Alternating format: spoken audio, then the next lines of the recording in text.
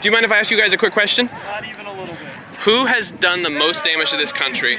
Donald Trump or Osama bin Laden? They're yelling. You don't. Why don't you want to talk? It's just a question. I'm asking for your opinion. No, he's bad faith. Do you not want to answer the question? Could I get you guys to answer?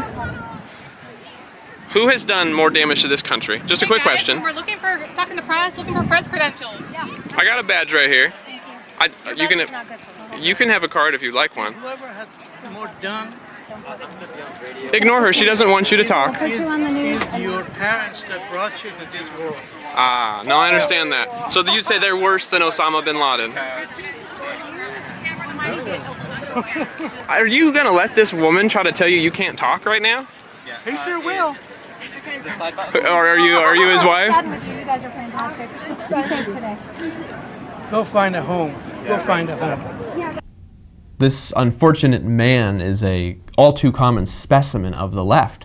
He's completely emasculated. He's not able to engage in a manly debate with someone. He's not even able to engage in a manly conversation with someone. All he can do is give a half-stuttered insult and then hide behind his wife's sign. And then when I challenge him to come out from behind his wife's sign, stop listening to this woman trying to tell you can't talk to me, and stand up for yourself and say something, he allows his wife to say, yep, nope, that's the way it's going to be. I'm going to stop him from talking. And he has nothing to say about this. And it's kind of unfortunate. You almost feel for the guy that he's so beat down and not able to stand up for himself. But I think he's okay with it. It's not biblical, for one, and it's not healthy. This is what the left has become, though. And most men, I will tell you, won't put up with this. And that's, I think, in part why men are coming to the right.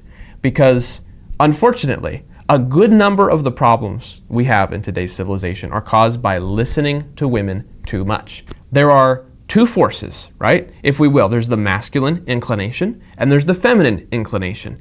And women should be feminine and men should be masculine because that matches with the way God designed them, and it jives perfectly with their God-given physiology, physical abilities, and mental wiring. It's perfect and it's beautiful. And there's a place for each. When it comes to leadership and justice and matters of policy, it's important to acknowledge that there are evil people in the world who need to be punished. And so it would be a mistake to apply too much mercy and too much sob story sympathy in that kind of scenario. And yet what has happened is, in our world, we've overly feminized everything. We've taken the male patriarchy down and we've replaced it with feminization. And so we've put women in government, women in leadership, women are judges, women are lawyers, women do everything. We've basically lost all male spaces. The Scouts are a perfect example of this. We had the Boy Scouts, we had the Girl Scouts. The girls still have the Girl Scouts, no boys allowed. And yet the Boy Scouts, to not allow the girls was seen as a little, prejudicial. So now we've brought the girls in. And now the boys have, again, lost another space that used to be just theirs. And the result of this is that men are not allowed to be men, which is to say they can't lead, they cannot exercise healthy aggression, and they can't do what they were designed to do because they are now obligated by society to listen to women. And unfortunately, the vice that women are often inclined to is too much sympathy, too much kindness to people who shouldn't actually be the recipients of our kindness. We're not able to stand up for ourselves as a country anymore or as a civilization anymore because we're so scared to be called racist or sexist or homophobic that we let people walk all over us, and it's ruining our world. And this is the perfect embodiment of that at the No Kings protest. This man should be able to defend his worldview. He should be able to engage in conversation. After all, he's the one who addressed me. I was talking to the other woman next to him, and he decides to approach me with an insult. Whatever, it doesn't bother me. But he should at least be able to talk. And yet his wife is taking his agency, taking his authority as the head of his household, and just making the decision for him that, nope, you're not going to talk to him.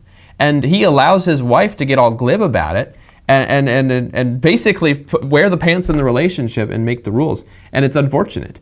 That is what is wrong with our society in a picture.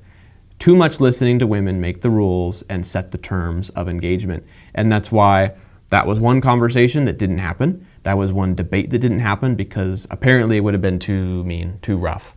So the lesson for conservative men, do what the Bible says. Love your wife, lead your wife, protect your wife, give yourself up for your wife, and yet you also need to be the authority in your household. Do not let the women in your life dictate the direction of your home. Do not let the women in your life tell you who you can or can't talk to. Don't let them set the rules of engagement. And then politically, beyond the sphere of the home, we need to step away from women in positions of leadership because that is not where they are best suited.